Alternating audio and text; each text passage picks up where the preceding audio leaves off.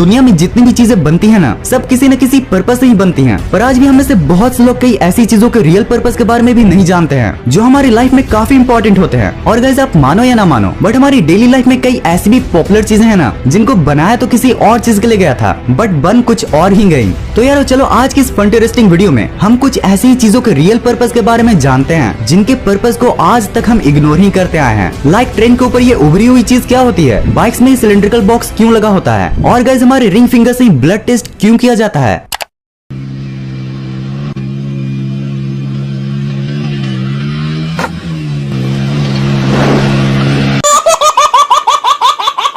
अगर आपके साथ कभी ऐसा इंसिडेंट हुआ है तो आपको बाइक की सस्पेंसर क्या होती है ये तो पता ही होगा। अच्छा, पर क्या आपको ये मालूम है कि नए सस्पेंसर के साथ आने वाले इस बॉक्स का क्या काम होता है? नहीं ना, कोई नहीं। दरअसल इस बॉक्स में प्रेशराइज्ड नाइट्रोजन गैस को भरा जाता है और इस तरह के सस्पेंसर को नाइट्रॉक्स सस्पेंसर कहा जाता है। अच्छा, अगर आपने बाइक चलाई होगी तो आपको ये तो जरूर पता ही होगा कि जो नॉर्मल सस्पेंसर होती है ना, वो फिर 50-60 किलोमीटर चलने के बाद झटके देने लगती है। ये इस वजह से होता है क्योंकि उनके अंदर प्रेजेंट हाइड्रोलिक फ्लूइड में कुछ इस तरह के झाज बन जाते हैं जो ऑयल को और हार्डर बना देते हैं। अब इस बॉक्स में प्रेजेंट प्रेशराइज्ड नाइट्रोजन गैस इसी झाज को नहीं बनने देता, जिससे आपकी बाइक लॉन्ग डिस्टेंस चलने के बाद भी आपको झटके नहीं देती। अगर आपने कभी ब्लड टेस्ट करवाया होगा तो आपको ये तो पता ही होगा कि ब्लड टेस्ट करने वाले अक्सर रिंग फिंगर से ही ब्लड टेस्ट करते हैं। पर यारो ऐसा क्यों? क्या बाकी उंगलियों में खून नहीं होता? होता है ना, तो फिर उंगलियों के साथ इतना भेदभाव क्यों? दरअसल ये आपके बेनिफिट के लिए ही किया जाता है। देखो, आपके मिडिल फिंगर में नर्व नीचे होती है, तो ब्लड सैंपल के लिए उसमें सुई को अंदर तक डालना पड़ेगा। और आपका थंब और स्मॉल फिंगर बहुत ही छोटे होते हैं, इसलिए उसमें भी आपको काफी दर्द होगा। और यारो पहले ये माना जाता था कि लेफ्ट हैंड की फोर्थ फिंगर की नस डायरेक्ट हमारे हार्ट के साथ कनेक्ट होती है। और गाइस फिर इसी रीजन की वजह से लास्टली उन्होंने इस रिंग फिंगर को चुना। आजकल अगर पार्टी में कोका कोला ना हो तो यार पार्टी पार्टी नहीं लगती है, बल्कि ठीक वैसी पार्टी लगती है जैसे कि अपने बच्चे के बर्थडे में हमारे बगल वाले शुक्ला जी देते थे। बस एक समोसा और काम खत्म। बस फालतू में हमारा 200 का गिफ्ट जाता था। एक मिनट, हम कहाँ थे? सॉरी, वो मैं थोड़ा इधर उधर। अबे साले, तभी मैं माफ करना, गुस्से में इधर उधर निकल जाता हूँ। वहाँ कोको कोला। तो यारो क्या आपको पता है कि असल में कोको कोला किस पर्पज से बनाया गया था? अगर नहीं तो आपको जान लेना चाहिए कि पहले के समय में ये बहुत ही ज्यादा यूजफुल था। पहले कोको कोला का use drug addiction, alcohol addiction और ऐसी सब चीजों की लत को छुड़ाने के लिए किया जाता था। और कोको कोला पहले हेडेक और स्टोमिक पेन को भी कंट्रोल करता था। ये टाइप से दवा थी। दारू नहीं रे बाबा, दवाई है। देखा, बाबू भैया को भी पता था। और आज देखो, ये सिर दर्द हटाने की जगह सिर दर्द और मोटापा दे रही है। सोचो, आज हम पार्टी में शौक से दवा पीते हैं। वाह। अक्सर अपने ट्रेन के ऊपर प्रेजेंट इन उभरी हुई चीज को तो जरूर देखा होगा, बट आखिर ये चीज होती क्या है और फिर इसका मेन पर्पज क्या है? तो यारो आप ये जानकर चौंक जाओगे कि ये ट्रेन का इतना इम्पोर्टेंट पार्ट है ना, कि अगर ट्रेन में यही चीज नहीं हो तो फिर ट्रेन डिसबैलेंस भी हो सकता है। एक्चुअली में हमारे घर में लगे वेंटिलेटर्स की ही तरह ट्रेन के रूफ वेंटिलेटर्स होते हैं, जो ट्रेन में जमे गर्म हवा को बाहर निकालते हैं। ये ट्रेन के अंदर से इस तरह जालीदार और फिर ट्रेन के बाहर से इस तरह उभरे हुए दिखते हैं।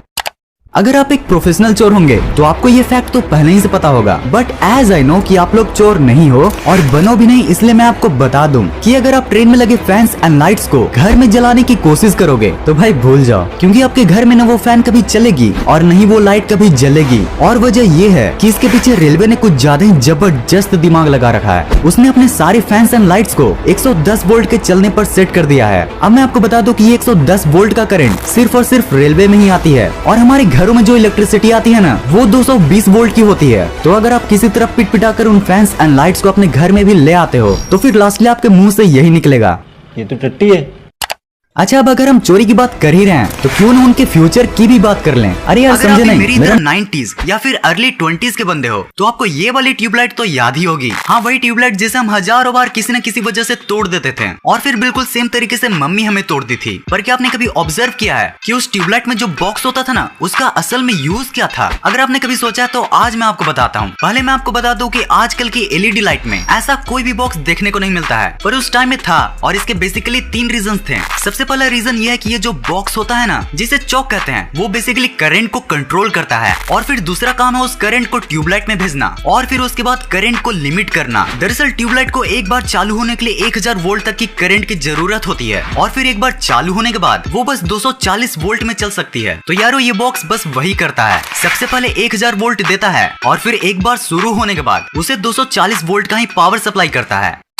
इमेजिन करो कि आप ट्रेन में बैठे हो, लकीली आपको विंडो सीट मिली है और आप रिफ्रेशमेंट के लिए विंडो से बाहर झांक रहे हो कि तभी आपकी नजर ट्रैक के बगल में प्रेजेंट इन एल्युमिनियम बॉक्सेस पर पड़ती है। अब अगर आपका मेरे ही जैसा क्यूरियस माइंड होगा तो आपको ये जानने की इच्छा जरूर होगी कि आखिर इन एल्युमिनियम बॉक्सेस का काम क्या होता है। तो यारो इन एल्युमिनियम के बॉक्सेस को एक्सल काउंटर कहा जाता है और ये ट्रेन की स्पीड, डायरेक्शन और सबसे मेन ट्रेन के टोटल पहियों को गिनने का काम करता है। दरअसल इन एल्युमिनियम के बॉक्सेस में एक डिवाइस होता है जो वायर्स के थ्रू ट्रैक से कनेक्टेड रहता है। अब जब भी ट्रेन उससे गुजरती है तो फिर वो उन एक्सल को गिनती है जिनसे पहिया कनेक्टेड रहता है। अब इन एक्सल को गिनकर वो डिवाइस इस इंफॉर्मेशन को अगले एक्सल काउंटर पर भेज देती है, जो कि यूजुअली 4 से 5 किलोमीटर की ही दूरी पर होता है। इससे ट्रेन की कोई बॉगी मिसिंग तो नहीं है, इसको पता लगाया जाता है। अगर 2 एक्सल काउंटर पर सेम नंबर ऑफ व्हील्स नहीं मिलता है तो फिर वो एक्सल काउंटर इस इंफॉर्मेशन को नियरेस्ट रेलवे स्टेशन पर पहुंचा देता है। गाइज, अगर आप ट्रेन में सफर करते होगे तो आपने ये बात तो नोटिस किया ही होगा कि जैसे ही रात होती है वैसे ही ट्रेन की स्पीड सुपर फास्ट हो जाती है। बट यार ऐसा क्यों होता है? क्या ड्राइवर किसी को ट्रेन में सोने नहीं देना चाहता या फिर ड्राइवर को भूतों से डर लगता है? एक्चुअली में ऐसा हो भी सकता है, बट इसका मेन रीजन कुछ और है। सबसे पहला रीजन ये है कि रात में ट्रेन के ट्रैक्स पर इंसानों और जानवरों का आना जाना कम होता है, तो ड्राइवर को भी सल्लू भाई बनने का टेंशन नहीं होता। दूसरा रीजन ये है कि रात में ट्रेन के मेंटेनेंस का काम भी बंद होता है, तो इसी वजह से कहीं भी ट्रेन रुकती नहीं है। और तीसरा और मेन रीजन ये है कि रात को स्टेशन एंड सिग्नल्स की लाइट बहुत क्लियर होती है, जो कि ड्राइवर्स के लिए काफी हेल्पफुल होता है।